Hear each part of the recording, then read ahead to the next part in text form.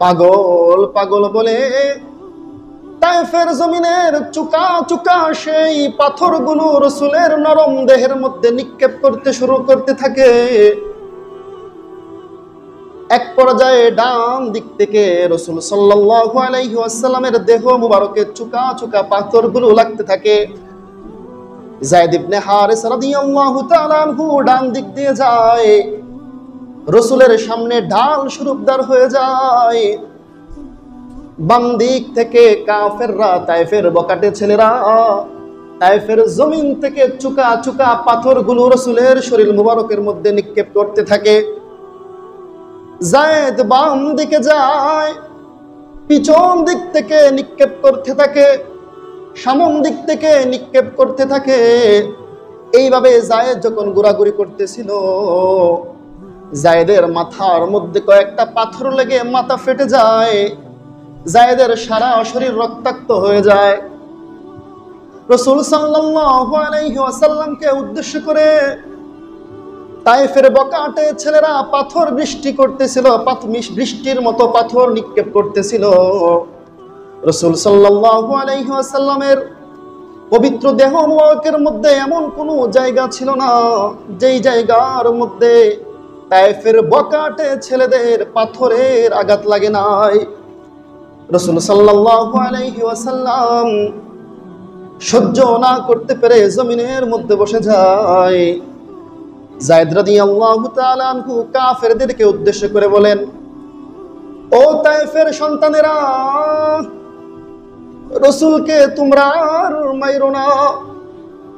এমন একজন রাসূল, এমন একজন নবী, দুনিয়ার বুকে যদি তিনি না আসতেন পৃথিবীর মধ্যে কোনো রহমত থাকতো না। ও তায়েফবাসী, যত পারো তোমরা আমি যায়েদকে আঘাত করো, আমি যায়েদকে মারতে মারতে শহীদ করে দাও, কিন্তু আমার নবীর গায়ের মধ্যে একটা টুকাও। সূরা আম্বিয়ার 107 নম্বর আয়াত তেলাওয়াত করেছি, বুখারী শরীফের 15 নম্বর হাদিস তেলাওয়াত করেছি। ইনশাআল্লাহ আমার তেলাওয়াতকৃত কোরআন এবং হাদিসকে সামনে রেখেই কিছু কথা বলবো। ওয়ামা তৌফিকি ইল্লা বিল্লাহ। আজকে আমরা আলোচনা শুনবো যে আল্লাহ রাসূল সাল্লাল্লাহু আলাইহি ওয়াসাল্লামকে দুনিয়াতে প্রেরণ করেছেন দুনিয়ার মানুষদের কাছে দিন পৌঁছানোর জন্য। তো রাসূল দিন পৌঁছাইতে গিয়ে আমাদের কাছে দিন আসার জন্য রাসূল সাল্লাল্লাহু আলাইহি ওয়াসাল্লাম কি পরিমাণ কষ্ট করেছেন। রাসূলের জীবনে দিন পৌঁছানোর ক্ষেত্রে যতগুলো কষ্টের জায়গা আছে তার মধ্যে সবচাইতে কষ্টদায়ক জায়গাটার নাম হচ্ছে তায়েফের ময়দান। রাসূল সাল্লাল্লাহু আলাইহি ওয়াসাল্লাম এই তায়েফের ময়দানে দিন পৌঁছাইতে গিয়ে, দিনের দাওয়াত দিতে গিয়ে কাফেরদের মাধ্যমে কিভাবে নির্যাতিত হয়েছেন, আজকে আমরা সেই আলোচনায় শুনবো। আজকে আমাদের আলোচ্য বিষয় তায়েফের সেই মর্মান্তিক ইতিহাস, তায়েফের সেই মর্মান্তিক ঘটনা। তো রাসূল সাল্লাল্লাহু আলাইহি ওয়াসাল্লাম যখন নবুয়ত প্রাপ্ত হইলেন, নবুয়ত প্রাপ্ত হওয়ার পরে আল্লাহ রাব্বুল আলামিন সর্বপ্রথম ঘোষণা করলেন, নবী আপনি আপনার ফ্যামিলিকে আগে দাওয়াত দেন, তারপরে আপনার বংশের লোকদেরকে দাওয়াত দেন। এইভাবে আস্তে আস্তে এক সময় আল্লাহ বলেছেন আপনি আপনার কবিলার মানুষদেরকে দাওয়াত দেন, বংশের মানুষদেরকে দাওয়াত দেন, গোটা মক্কার সমস্ত মানুষদেরকে ইসলামের দাওয়াত দেন। রাসূল দাওয়াত দিচ্ছেন, দাওয়াত দিতে গিয়ে বেঈমান কাফেররা, মক্কার মুশরিকরা ইসলাম গ্রহণ করে নাই। বারংবার রাসূলকে অনেক অত্যাচার করেছে, অনেক নিপীড়নের শিকার আমাদের রাসূল হয়েছেন, অনেক কষ্ট করেছেন।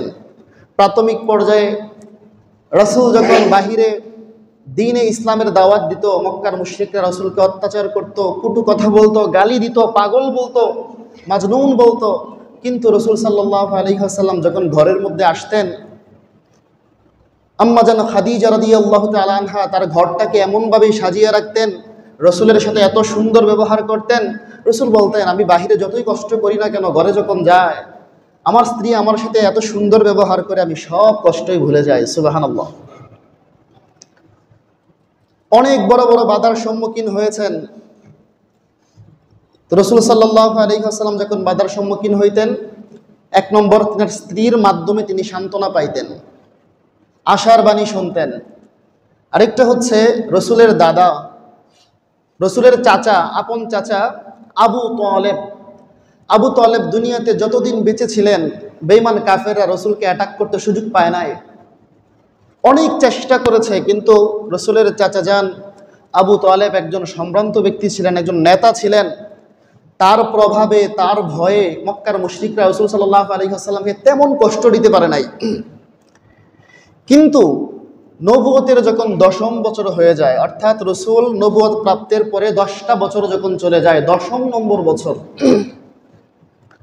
রাসূল যখন কোরআন পেয়েছেন, দাওয়াত দিচ্ছেন, দিতে দিতে দিতে দিতে যখন 10টা বছর অতিবাহিত হয়, 10মতম বছরের মধ্যে হঠাৎ করেই রসুলের আপন চাচা আবু তালেব ইন্তেকাল করে। তার ওই 2 মাস কি 3 মাস পরে আম্মাজান খাদিজা রাদিয়াল্লাহু তাআলা আনহাও ইন্তেকাল করে। নবুয়তের 10ম বছরটা ছিল রসুলের জন্য শোকের বছর। যে আপন চাচা মক্কার মুশরিকরা যখন অত্যাচার করত, চাচা ট্যাগেল দিত, চাচা কাফেরদেরকে থামায় রাখতো। রসুল যখন বাহির থেকে অত্যাচারিত হয়ে আসতেন, কষ্ট পায়ে আসতেন, রসুলের স্ত্রী আম্মাজান খাদিজা সান্ত্বনা দিতেন, ঘরটাকে জান্নাতের বাগান বানায় রাখতেন। রসুল শান্ত হইতেন, রসুল কষ্ট ভুলে যাইতেন। কিন্তু 10ম নম্বর বছরে, নবুয়তের 10ম নম্বর বছরে, হিজরতের 3 বছর আগে, একই বছরে মাত্র 2 থেকে 3 মাসের ব্যবধানে রসুলকে যে পাহারা দিত, রসুলকে যে সান্ত্বনা দিত, রসুলকে যে আগলায় রাখতো, আপন চাচা ইন্তেকাল করেছে। তার ওই 2 থেকে 3 মাস পরে খাদিজা রাদিয়াল্লাহু তাআলা আনহাও ইন্তেকাল করে ফেলে। তো ওই বছরটা ছিল অত্যন্ত কষ্টের বছর রসুলের জন্য। যখন দুইজনে ইন্তেকাল করে, রসুল মক্কার মুশরিকদের কাছে আর দাওয়াত দিতে পারে না। তারা রসুলের প্রতি অত্যাচার, নিপীড়ন, জুলুম অনেক মাত্রায় বাড়িয়ে দিল। রসুল চিন্তা করলেন, আমি মনে হয় মক্কার মধ্যে আর থাকতে পারবো না, ইসলামের প্রচার প্রসার মনে হয় মক্কার মধ্যে আর হবে না। আরে আজকে যদি আমার চাচা যান বেঁচে থাকতো। রাসূল সাল্লাল্লাহু আলাইহি ওয়াসাল্লাম নবুয়তের 10ম বছর যখন হয়ে যায়, মনে মনে এই কথা বলে, আহারে 10টা বছর তো আমি ইসলামের দাওয়াত দিয়েছি, প্রচার প্রসার করেছি, যতই অত্যাচার হোক, যতই কষ্ট হোক, মক্কার মুশরিকরা আমাকে কষ্ট দিয়েছে, কিন্তু আমার চাচা যান সমস্ত মক্কার মুশরিকদের মোকাবেলায় আমার সামনে দাঁড়িয়ে গিয়েছে। আহারে আজকে যদি আমার চাচা যান বেঁচে থাকতো, আমি মক্কার মুশরিকদের কাছে দাওয়াত পৌঁছাইতে পারতাম। রসুল আরো চিন্তা করে, আহারে আমার কলিজার টুকরা, আমার স্ত্রী, আমার প্রাণপ্রিয় স্ত্রী খাদিজা যদি আজকে বেঁচে থাকতো, মক্কার মুশরিকরা যতই কষ্ট দিত, যখন আমি ঘরের মধ্যে ফিরে আসতাম, আমার প্রাণপ্রিয় স্ত্রী আমাকে সান্ত্বনা দিত, আমার ঘরটাকে জান্নাতের টুকরা বানায় রাখতো। আহারে এমন একটা বছর, নবুয়তের 10ম বছর, মাত্র 3 মাসের ব্যবধানের মধ্যে রসুলকে যারা আগ্রায় রাখতো, আপন চাচা আবু তালেব ইন্তেকাল করে, খাদিজা রাদিয়াল্লাহু তাআলা আনহা ইন্তেকাল করে। রসুল চিন্তা করলেন, না না, মক্কার মধ্যে মনে হয় আমি আর দাওয়াত দিতে পারবো না। রসুল চিন্তা করে দেখলেন কোন জায়গায় যাওয়া যায়, ইসলামের বাণী পৌঁছে দেওয়া যায়। রসুল অনেক চিন্তা করার পর তিনি চিন্তা করলেন যে আমি তায়েফের ময়দানে চলে যাব, তায়েফবাসীদেরকে ইসলামের প্রতি দাওয়াত দিব। তিনি এই চিন্তা করলেন। তায়েফে যাওয়ার চিন্তাটা ছিল 2টা কারণে, যে রসুল তায়েফে গিয়ে ইসলামের দাওয়াত দিবেন। এই চিন্তাটা রসুলের মাথার মধ্যে আসছে 2 কারণে। 1 নম্বর হচ্ছে, রসুল সাল্লাল্লাহু আলাইহি ওয়াসাল্লাম আপনারা সকলেই জানেন, তিনি ছোটবেলায়, শিশু অবস্থায় তায়েফের সাকিফ গোত্রের মা হালিমার কাছে 5 বছর ছিলেন, দুধ পান করেছেন। রসুল মনে মনে চিন্তা করলেন, আমি যদি তায়েফবাসীর কাছে চলে যাই, তায়েফবাসী আমার সুখ্যাতির ব্যাপারে জানে, আমি একজন ভবিষ্যতে নবী হব, এটা মানুষে জানে। আমি যদি তায়েফবাসীর কাছে চলে যাই, ছোটবেলায় তারা আমাকে দুধ পান করাইছে, আমার কথা তারা গ্রহণ করবে, আমাকে তারা সম্মান করবে। 1 নম্বর এই চিন্তা করলেন যে আমি তায়েফে চলে যাই, ছোটবেলায় 5টা বছর আমি তায়েফে ছিলাম। 2 নম্বর চিন্তা করলেন, তায়েফের সাকিফ গোত্রের একজন বড় নেতা মক্কার মধ্যে বিবাহ করেছিল। তো যেহেতু মক্কা এবং তায়েফের মধ্যে একটা বিবাহের সম্পর্ক আছে, এই সম্পর্কের কারণেও রসুল চিন্তা করেন আমি যদি চলে যাই, তায়েফের বড় একজন নেতা তো আমার গোত্রের মধ্যে, আমার মদিনার মক্কার মধ্যে বিবাহ করেছে, সেই হিসেবে হয়তোবা সে আমাকে সম্মান করবে, আমার কথাগুলো গ্রহণ করবে। এই দুইটা কারণে তিনি তায়েফ যাওয়ার সিদ্ধান্ত নিলেন। মক্কা থেকে মাত্র 60 কিলোমিটার দূরে তায়েফ অবস্থিত। আপনারা যারা হজ করেছেন, উমরা করেছেন, আপনারা দেখেছেন। তো রসুল সাল্লাল্লাহু আলাইহি ওয়াসাল্লাম পালক পুত্র গোলাম যায়েদ ইবনে হারেসাকে নিয়ে আস্তে করে মক্কা থেকে চুপিসারে বের হয়ে যায়। উদ্দেশ্য ইসলামের দাওয়াত পৌঁছিয়ে দেওয়া। মক্কার মধ্যে আর চলতেছে না, দাওয়াত আর দিতে পারতেছে না। এতদিন যারা ট্যাগেল দিত রসুলকে, রসুলের আপন চাচা আবু তালেব ইন্তেকাল করেছে, আম্মাজান খাদিজা তিনিও ইন্তেকাল করেছে। মক্কার মধ্যে আর দাওয়াত দেওয়া চলছে না। এই জন্য তিনি পালক পুত্র যায়েদকে নিয়ে চুপিসারে তিনি তায়েফের দিকে রওনা হয়ে যায়। দীর্ঘ পথ, 60 কিলোমিটার রাস্তা, দুইজন মানুষ রসুল সাল্লাল্লাহু আলাইহি ওয়াসাল্লাম এবং যায়েদ পাড়ি দেয়। পাড়ি দেওয়ার পরে তায়েফে পৌঁছার পরে তিনি 10 দিন ওই তায়েফের মধ্যে মানুষের দুয়ারে দুয়ারে দুয়ারে দুয়ারে গিয়ে দাওয়াত দেয়। তিনি চিন্তা করেছিলেন, ছোটবেলায় আমি এখানে ছিলাম 5টা বছর, আমাকে দুধ পান করিয়েছে, আমাকে স্নেহ করেছে, আমাকে মায়া করেছে, মানুষগুলো আমাকে অনেক মহব্বত করবে, আমার কথা গ্রহণ করবে। তাছাড়া তায়েফের সাকিব গোত্রের একজন বড় নেতা আমার মক্কার মধ্যে বিবাহ করেছে, সেই সূত্রে বৈবাহিক সম্পর্ক আছে এই জায়গাটার ব্যাপারে। তো রসুল যখন 10 দিন দাওয়াত দিলেন, একটা মানুষও ইসলাম গ্রহণ করে নাই। তো রসুল সাল্লাল্লাহু আলাইহি ওয়াসাল্লাম তায়েফে যাওয়ার পরে বড় একটা গোত্র ছিল যাদের হাতে নেতৃত্ব ছিল, সেই গোত্রের নাম ছিল সাকিফ। ওই সাকিফ গোত্রের বড় বড় 3 জন লিডার ছিল যাদের নেতৃত্বে পুরো তায়েফবাসী চলতো, সাকিফ গোত্র চলতো। 3 জনেই আপন ভাই ছিল। একজনের নাম ছিল আব্দে আলিদ, আরেকজনের নাম ছিল মাসউদ, আরেকজনের নাম ছিল হাবিব।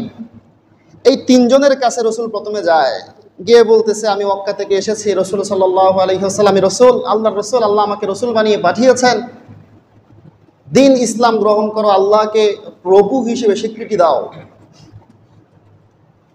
তো 3 জন ভাই, 3 জন বড় বড় নেতা 3 ধরনের উত্তর দিল। বড় ভাই উত্তর দেয়, হে মুহাম্মদ, তুমি বুঝি দুনিয়ার বুকে নবী হিসেবে প্রেরণ হয়েছ? ঠাট্টা করতে করতে বলতে থাকে, ওরে মুহাম্মদ, তুমি নবী হিসেবে দুনিয়ার বুকে প্রেরণ হয়েছ, কাবা শরীফের গিলাফটা আজকে খুলে পড়ে যাক, নাউজুবিল্লাহ।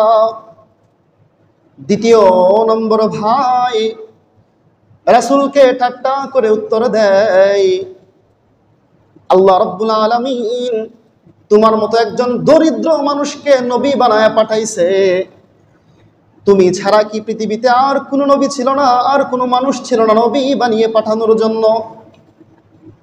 তৃতীয় নম্বর ভাই উত্তর দেয়, ও মুহাম্মদ, মদিনা মক্কার অধিবাসী, মক্কার সম্ভ্রান্ত ফ্যামিলির তুমি সন্তান, গরিব হইতে পারো, তোমার সাথে আমি আজকে একটা কথাও বলবো না। তুমি যদি আল্লাহর পক্ষ থেকে সত্যিকারের নবী হয়ে থাকো, তোমাকে অস্বীকার করলে আল্লাহ রাব্বুল আলামিন আমাকে শাস্তি দিবে, আযাব দিবে। আর যদি তুমি মিথ্যে নবীদারি হয়ে থাকো, মিথ্যে নবীর দাবিদার হয়ে থাকো, তোমার মতো মিথ্যেবাদীর সাথে আমি সাকিফ গোত্রের একজন নেতা হয়ে কথা বলা শুভনীয় হয় না, নাউজুবিল্লাহ। তো সাকিফ গোত্রের 3 ভাই, 3 বড় বড় নেতা 3টা উত্তর দেয়। বড় ভাই উত্তর দেয় টিটকারি মেরে, তুমি একজন নবী, কাবার গিলাফ ছিঁড়ে যাক। দ্বিতীয় ভাই উত্তর দেয়, তোমাকে বুঝি ছাড়া পৃথিবীতে আর কোনো মানুষ পাইল না আল্লাহ রাব্বুল আলামিন নবী হিসেবে প্রেরণ করার জন্য। তৃতীয় নম্বর ভাই উত্তর দেয়, তোমার সাথে আমি কোনো কথাই বলবো না, যদি তুমি সত্যিকারের নবী হয়ে থাকো, তোমাকে আমরা মিথ্যে প্রতিপন্ন করি, মিথ্যেবাদী বলি, আল্লাহর পক্ষ থেকে আযাব আসবে। আর যদি তুমি সত্যি মিথ্যেবাদী হয়ে থাকো, তোমার মতো মানুষের সাথে আমাদের কথা বলার কোনো রুচি নাই। এই 3টা উত্তর তারা দিয়ে দেয়। রাসূল সাল্লাল্লাহু আলাইহি ওয়াসাল্লাম সাকিফ গোত্রের মানুষদেরকে বললেন, 10 দিন তোমাদের কাছে ছিলাম, বহুত আশা নিয়ে এসেছিলাম। মক্কার মানুষরা, আমার জন্মস্থানের মানুষরা, আমার বংশের মানুষরা আমাকে অত্যাচার করতেছে, নিপীড়ন করতেছে। এতদিন আমার চাচা জীবিত ছিল, চাচা ইন্তেকাল করেছে। আমার স্ত্রী খাদিজা ছিল, খাদিজাও ইন্তেকাল করেছে। মক্কার মুশরিকদের অত্যাচার সইতে না পেরে তারা আমার দাওয়াত গ্রহণ করতেছে না, কবুল করতেছে না। বুক ভরা আশা নিয়ে তোমাদের কাছে এসেছিলাম, 10 দিন অবস্থান করলাম, তোমরাও আমার দাওয়াত গ্রহণ করলে না। ঠিক আছে, যাই হয়েছে, আমি মক্কার সন্তান, মক্কার মধ্যেই ফিরে যাব। তবে তোমরা সম্ভ্রান্ত ফ্যামিলির মানুষ, 3 জন নেতা, বড় বড় নেতা, তোমাদের সাথে যে আমার আলোচনাটা হয়েছে এটা কারোর সাথে প্রকাশ করিও না। এই যে তোমাদের সাথে আমি একটা আলোচনা করলাম, আমি নবী হিসেবে প্রেরণ হয়েছি, তোমাদেরকে দাওয়াত দিতে আসলাম, এই কথাগুলো তোমাদের মধ্যে রেখে দিও, তোমাদের বংশের কাউকে জানিও না। আপনারা আমার প্যারে হাবিব মুহাম্মদ মুস্তাফা সাল্লাল্লাহু আলাইহি ওয়াসাল্লাম সাকিব গোত্রের 3 জন বড় বড় নেতাদেরকে বললেন, ও 3 জন ভাই, এই কথা তোমাদের মধ্যে রেখে দিও, কাউকে তোমরা জানাইও না। এই কথা বলার পর আপনার আমার প্যারে হাবিব পালক পুত্র যায়েদ ইবনে হারেসাকে নিয়ে তায়েফ ত্যাগ করার জন্য আস্তে আস্তে রওনা হয়ে যায়। কিন্তু সাকিব গোত্রের 3 জন ভাই, বিশ্বাসঘাতক 3 জন ভাই, রাসূলের এই দাওয়াতটাকে তাদের নিজের মধ্যে রেখে দেয় নাই, বরং তায়েফের মধ্যে বকাটে ছেলেদেরকে লেলিয়ে দেয় এবং বলতে থাকে, ও তোমাদের সন্তানেরা, ও তায়েফের সন্তানেরা, মক্কা থেকে একজন পাগল এসেছে যার নাম মুহাম্মদ। তোমাদের বাপদাদার ধর্মের মধ্যে চুনকালি মেখে দিতে চায়, তোমাদের মানুষদেরকে ধর্মান্তরিত করতে চায়। মুহাম্মদকে তোমরা এমনি এমনি ছেড়ে দিও না, যতটুকু পারো তোমাদের সাধ্য কুলায় আজকে মুহাম্মদকে তোমরা শাস্তি দিয়ে দাও। নাউযুবিল্লাহ। সাকিব গোত্রের মানুষগুলো যখন এইভাবে বকাটে ছেলেদেরকে লেলিয়ে দিল, উস্কিয়ে দিল, আপনার আমার নবী পালক পুত্র যায়েদকে নিয়ে যখন তায়েফ ত্যাগ করার জন্য আস্তে আস্তে করে হেঁটে যাচ্ছিলেন, তায়েফের বকাটে সন্তানগুলো, বকাটে ছেলেগুলো রাসূলের রাস্তার মধ্যে আটকিয়ে দেয় এবং হাতের মধ্যে চুকা চুকা চুকা চুকা পাথরগুলো তারা সংরক্ষণ করতে থাকে। পাগল পাগল বলে তায়েফের জমিনের চুকা চুকা সেই পাথরগুলো রাসূলের নরম দেহের মধ্যে নিক্ষেপ করতে শুরু করতে থাকে। এক পর্যায়ে ডান দিক থেকে রাসূল সাল্লাল্লাহু আলাইহি ওয়াসাল্লামের দেহ মুবারকে চুকা চুকা পাথরগুলো লাগতে থাকে। যায়েদ ইবনে হারেসা রাদিয়াল্লাহু তাআলা আনহু ডান দিক দিয়ে যায়, রাসূলের সামনে ঢাল স্বরূপদার হয়ে যায়। বাম দিক থেকে কাফেররা, তায়েফের বকাটে ছেলেরা তায়েফের জমিন থেকে চুকা চুকা পাথরগুলো রাসূলের শরীর মুবারকের মধ্যে নিক্ষেপ করতে থাকে। যায়েদ বাম দিকে যায়, পিছন দিক থেকে নিক্ষেপ করতে থাকে, সামন দিক থেকে নিক্ষেপ করতে থাকে। এইভাবে যায়েদ যখন ঘোরাঘুরি করতেছিল, যায়েদের মাথার মধ্যে কয়েকটা পাথর লেগে মাথা ফেটে যায়, যায়েদের সারা শরীর রক্তাক্ত হয়ে যায়। রাসূল সাল্লাল্লাহু আলাইহি ওয়াসাল্লামকে উদ্দেশ্য করে তায়েফের বকাটে ছেলেরা পাথর বৃষ্টি করতেছিল, বৃষ্টির মতো পাথর নিক্ষেপ করতেছিল। রাসূল সাল্লাল্লাহু আলাইহি ওয়াসাল্লামের পবিত্র দেহ মুবারকের মধ্যে এমন কোনো জায়গা ছিল না যেই জায়গার মধ্যে তায়েফের বকাটে ছেলেদের পাথরের আঘাত লাগে নাই। রাসূল সাল্লাল্লাহু আলাইহি ওয়াসাল্লাম সহ্য না করতে পেরে জমিনের মধ্যে বসে যায়। যায়েদ রাদিয়াল্লাহু তাআলা আনহু কাফেরদেরকে উদ্দেশ্য করে বলেন, ও তায়েফের সন্তানেরা, রসুলকে তোমরা আর মাইরো না। এমন একজন রসুল, এমন একজন নবী, দুনিয়ার বুকে যদি তিনি না আসতেন পৃথিবীর মধ্যে কোনো রহমত থাকতো না।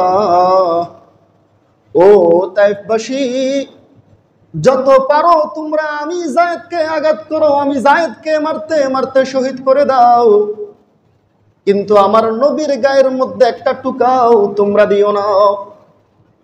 যায়েদ এই কথা বলার পরেও বকাটে ছেলেরা পাথরের বৃষ্টির মতো পাথর নিক্ষেপ করতেছে, বৃষ্টির মতো পাথর নিক্ষেপ করতেছে, থামে না। রাসূল সাল্লাল্লাহু আলাইহি ওয়াসাল্লামের সারা শরীর মুবারক থেকে রক্ত ঝরতেছে, রক্ত ঝরতেছে। রক্ত ঝরার কারণে রাসূল সাল্লাল্লাহু আলাইহি ওয়াসাল্লামের রক্তগুলো পড়তে পড়তে পড়তে পড়তে তিনার জুতার মধ্যে গিয়ে আটকে যায়। রাসূল সাল্লাল্লাহু আলাইহি ওয়াসাল্লাম সামনে আর অগ্রসর হইতে পারে না।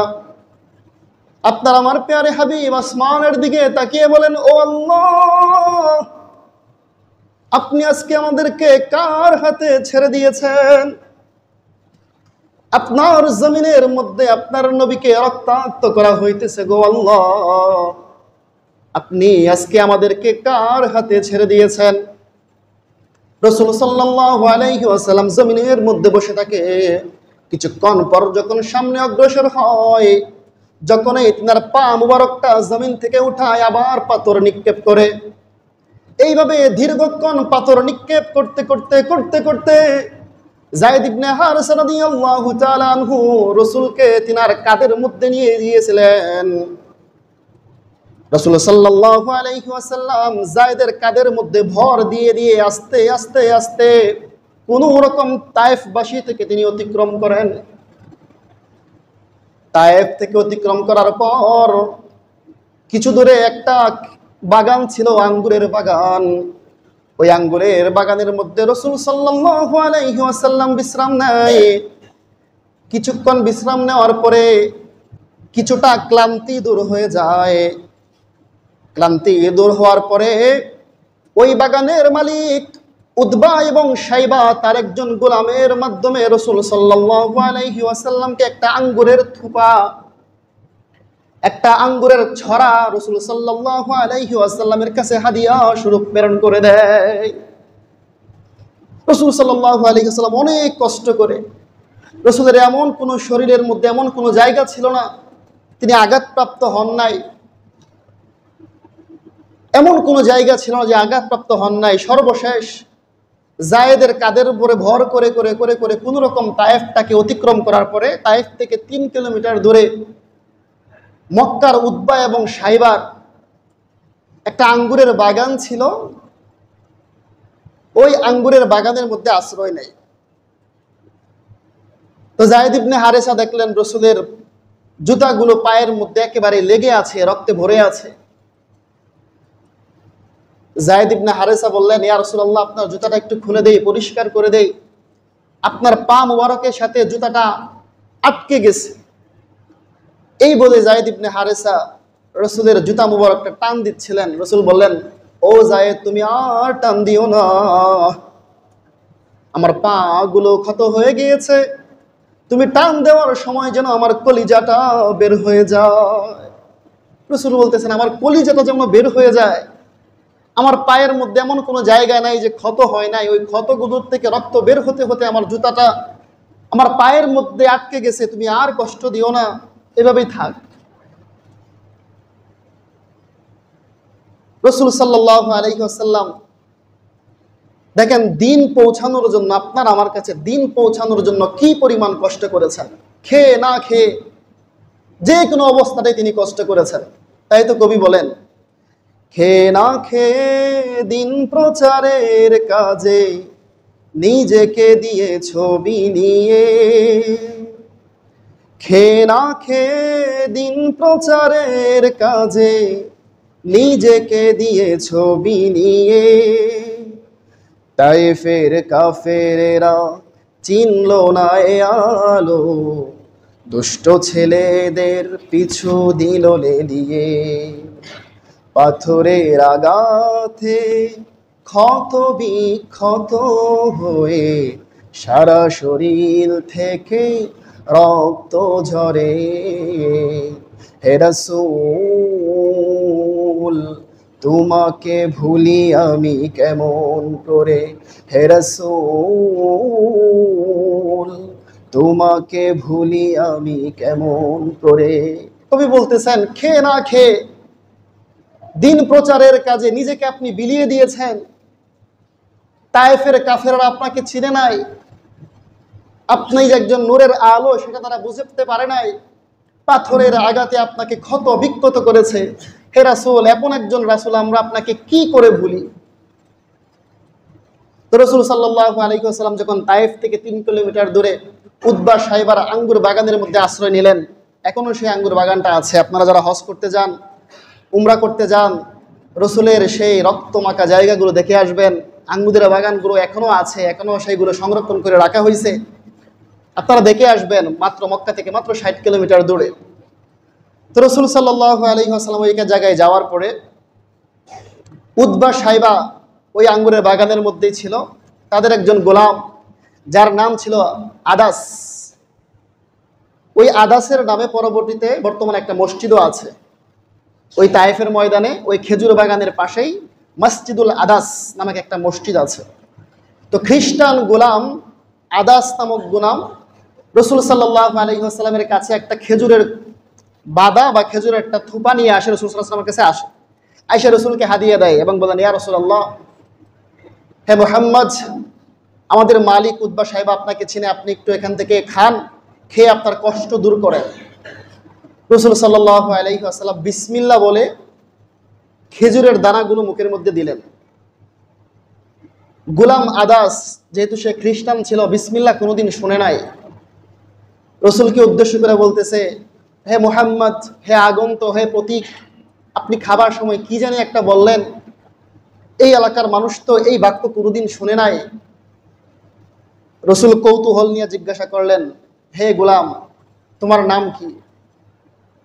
গোলাম বলল, আমার নাম আদাস। রসুল বললেন, তোমার বাড়ি কোথায়? গোলাম বলতেছে, আমার বাড়ি হচ্ছে নিনওয়া শহরে। রসুল বললেন, তোমার বাড়ি নিনওয়া শহরে? সাইয়েদিনা ইউনুস আলাইহিস সালাতু ওয়াস সালামের এলাকায় তোমার বাড়ি? তো গোলাম আদাস আশ্চর্য হয়ে গেলেন যে আমার বাড়ি এত দূরে, সেই নিনওয়া শহরে। আর সেই নিনওয়া শহরের সবচাইতে সম্ভ্রান্ত মানুষ ছিলেন হযরত ইউনুস আলাইহিস সালাতু ওয়াস সালাম। এই একজন আগন্ত ব্যক্তি কি করে জানে? রসুল বললেন, তিনি জিজ্ঞাসা করেন, আপনি নিনওয়া শহরের? আমি নিনওয়া শহরের বাসিন্দা, কিন্তু আমাদের শহরের সম্ভ্রান্ত ফ্যামিলির মানুষ অনেক বছর আগে ইন্তেকাল করেছে। সাইয়েদিনা ইউনুসের ব্যাপারে আপনি কি করে জানেন? রসুল বললেন, শোনো আদাস, আমি একজন নবী, আল্লাহ আমাকে নবী হিসেবে প্রেরণ করেছেন। আর সাইয়েদিনা ইউনুস ছিল একজন নবী, তো নবী হিসেবে সে আমার ভাই, আর আমি কি আমার ভাইয়ের খবর রাখবো না? এই কথা বলার সাথে সাথেই আদাস বুঝতে পারলেন যে তিনি সত্যি একজন নবী। রসুলের হাতের মধ্যে এবং কপালের মধ্যে চুমু খাইলেন। রসুল সাল্লাল্লাহু আলাইহি ওয়াসাল্লাম যেই আশা নিয়ে তায়েফের ময়দানে চলে গিয়েছিল মানুষকে ইসলামের দাওয়াত দেওয়ার জন্য, ইসলাম কবুল করে নাই, দাওয়াত কবুল করে নাই, উল্টা বকাটে ছেলেদেরকে রসুলের পিছনে লেলিয়ে দিয়েছে। রাস্তার মধ্যে আল্লাহ রাব্বুল আলামিন আদাস নামক গোলাম দ্বারা ইসলামের ছায়া তলে আসার সুযোগ করে দিয়েছেন। সুবহানাল্লাহ। আদাস সাথে সাথে ইসলাম গ্রহণ করে। ইসলাম গ্রহণ করার পরে রাসূল সাল্লাল্লাহু আলাইহি ওয়াসাল্লাম আদাসকে রেখে আরেকটু সামনে অগ্রসর হয়। গন্তব্য মক্কা, 60 কিলোমিটার রাস্তা। তো কর্ণে মানাজিল একটা জায়গা আছে, ওই জায়গার মধ্যে রাসূল সাল্লাল্লাহু আলাইহি ওয়াসাল্লাম আবার বিশ্রাম নেয়। সাথে ছিল যায়েদ, পালক পুত্র। ওই কর্ণে মানাজিল যাওয়ার পরে একটু বিশ্রাম নেয়, কোথাও গাছপালা ছিল না। হঠাৎ করে রাসূল দেখে, আসমানের দিকে তাকিয়ে দেখে মেঘমালা তিনাকে ছায়া দিচ্ছেন। উনি মনে করছেন যে মেঘমালা মনে হয় আমাকে ছায়া দিচ্ছে, অত্যন্ত বালুর মধ্যে গরম। তো রাসূল আসমানের দিকে তাকিয়ে দেখে, আহারে এটা ছায়া না, এটা আসমানের ফেরেশতা জিবরাইল এসেছেন এবং সাথে করে পাহাড়েরকে নিয়ন্ত্রণকারী সমস্ত ফেরেশতারাই রাসূলের সামনে আসছেন। সুবহানাল্লাহ। কারণে মানাজিল নামক স্থানে আইসা রসুলকে সালাম দিলেন, আসসালামু আলাইকা ইয়া রাসূলুল্লাহ। জিবরিল সালাম দিলেন, পাহাড়ের ফেরেশতারা সালাম দিলেন, রসুল সালামের উত্তর নিলেন। রসুল সাল্লাল্লাহু আলাইহি ওয়াসাল্লাম জিজ্ঞাসা করলেন, জিবরিল ভাই, তুমি তো আমার কাছে প্রায় সময় আসো ওহী নিয়ে, কিন্তু আজকে ওরা কারা? জিবরিল বললেন, ইয়া রাসূলুল্লাহ, পাহাড়ের ফেরেশতারা আপনার কাছে পাঠানো হয়েছে। আসমানের সমস্ত ফেরেশতা, জমিনের সমস্ত ফেরেশতা, পাহাড়ের সমস্ত ফেরেশতা, সমস্ত ফেরেশতারা আজকে জমিনের মধ্যে কাহিনী দেখেছে, আল্লাহ রাব্বুল আলামিন কাহিনী দেখেছে। ইয়া রাসূলুল্লাহ, ইয়া হাবিবাল্লাহ, এর মাঝখানে আল্লাহ রাসূল সাল্লাল্লাহু আলাইহি ওয়াসাল্লাম একটা দোয়া করেন। ওই জায়গার মধ্যে যাওয়ার পরে আল্লাহ রাসূল সাল্লাল্লাহু আলাইহি ওয়াসাল্লাম একটা দোয়া করেন, যেই দোয়াটার নাম হচ্ছে দুর্বলদের দোয়া। কোনো দুর্বল মানুষ যদি এই দোয়াটা পড়ে, আল্লাহ রাব্বুল আলামিন এই দোয়াটা কবুল করবেন। খুবই আবেগ নিয়ে একটা দোয়া করেছিলেন রাসূল সাল্লাল্লাহু আলাইহি ওয়াসাল্লাম, লম্বা একটা দোয়া করেছিলেন।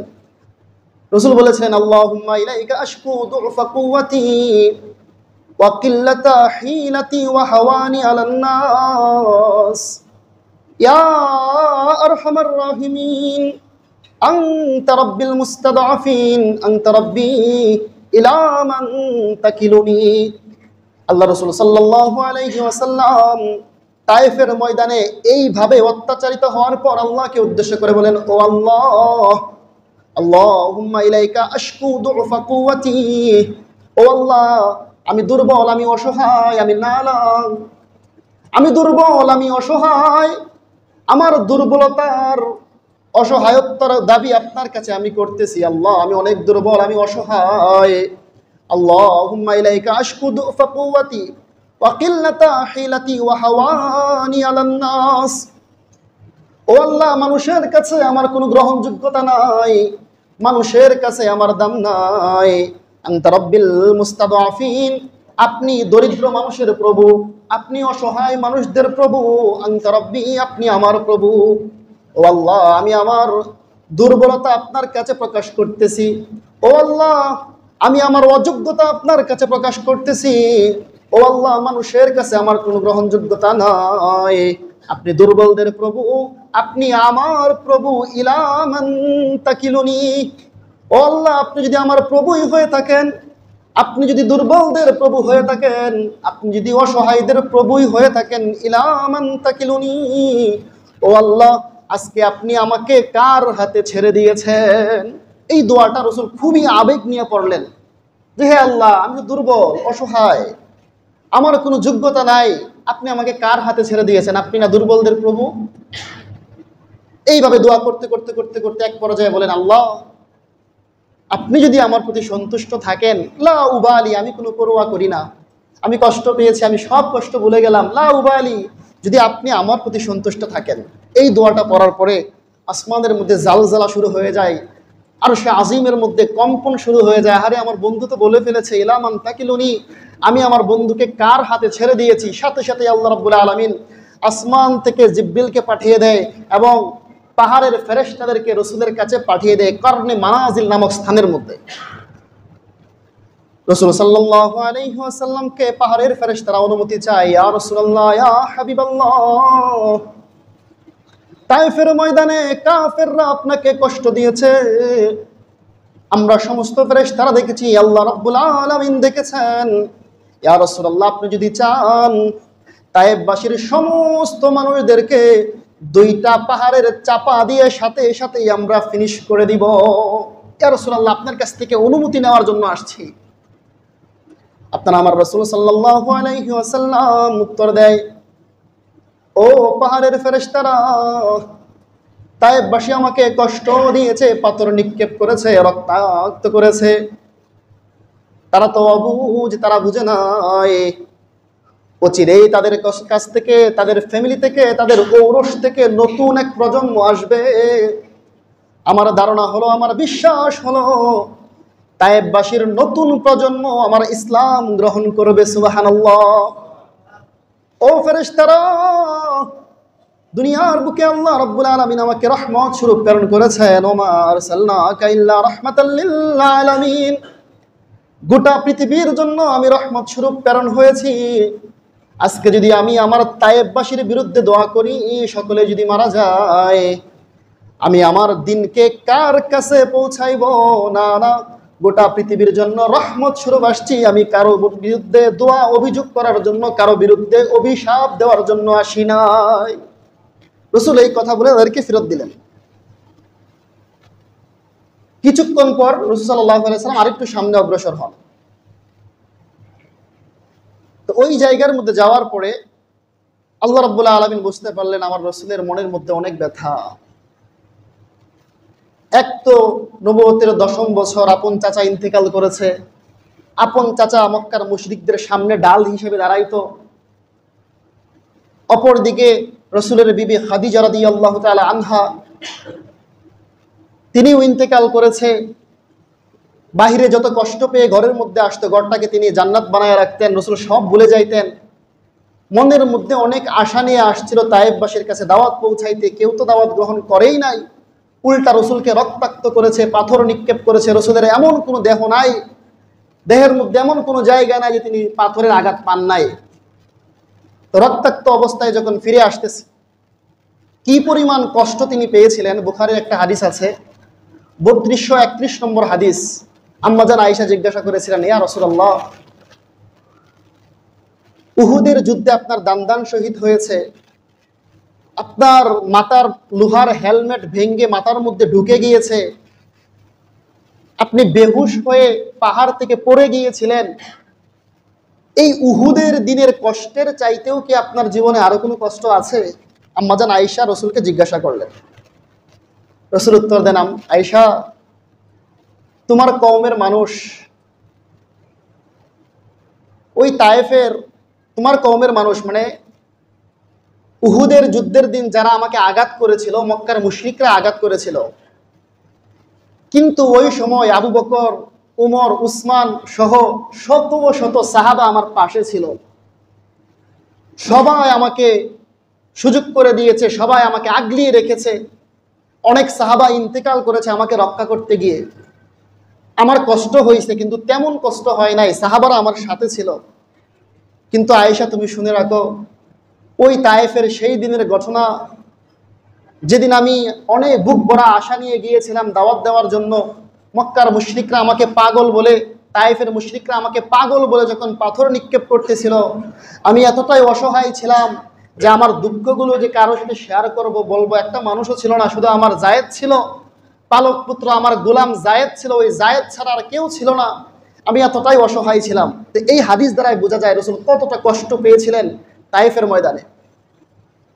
তো রাসূল সাল্লাল্লাহু আলাইহি ওয়াসাল্লাম যখন তায়েফ থেকে ফিরে আসছেন, রাস্তার মধ্যখানে আল্লাহ রাব্বুল আলামিন বুঝতে পারলেন আমার রাসূল অনেক কষ্ট পেয়েছে, রাসূলকে খুশি করতে হবে। মানুষ যেহেতু, মানুষ দ্বারা তিনি খুশি হইতে পারেন নাই, মানুষ ইসলাম গ্রহণ করে নাই, তাই আল্লাহ রাব্বুল আলামিন কোরআনের 114টা সূরা আছে, তার মধ্যে একটা সূরার নাম হচ্ছে সূরাতুল জিন। এই সূরাতুল জিন তিনি এই সফরের মধ্যে নাজিল করেছেন। অর্থাৎ কাহিনী হইল, রাসূল সাল্লাল্লাহু আলাইহি ওয়াসাল্লাম রাস্তার মাঝখানে বিশ্রাম নিচ্ছিলেন, তেলাওয়াত করতেছিলেন। হঠাৎ করে আল্লাহ রাব্বুল আলামিন জিনের একটা বাহিনীকে রাসূলের কাছে পাঠিয়ে দিলেন। তারা দীর্ঘক্ষণ কোরআনের তেলাওয়াত শুনলো। শোনার পরে বলতেছে, লাকাদ সামি'না কুরআনান আজাবা, আমরা এমন এক কোরআন শুনেছি, আশ্চর্যজনক এক কোরআন শুনেছি। তারা এই কোরআন শুনে তাদের কবিলার মধ্যে চলে যায়। জিনেরা তাদের কবিলার মধ্যে গিয়ে বিশাল এক বাহিনী রাসূলের কাছে সামনে নিয়ে আসে এবং রাসূলকে আয়েশা বলে, ইয়া রাসূলুল্লাহ, ইয়া হাবিবাল্লাহ, এমন এক কালাম আমরা শুনলাম, এই কালাম কোনো মানুষের কালাম হইতে পারে না। আপনাকে মানুষরা জাদুঘর বলে, এমন কোনো কালাম জাদুঘরের কালাম হইতে পারে না। আমরা জিনের একটা বিশাল কাফেলা আসলাম, ইয়া রাসূলুল্লাহ, আপনার সামনে আমরা উপস্থিত হইলাম। এই মুহূর্তে আপনি আমাদেরকে ইসলাম গ্রহণ করিয়ে ইসলামের ছায়া তলে আমাদেরকে আশ্রয় করিয়ে নেন। সুবহানাল্লাহ।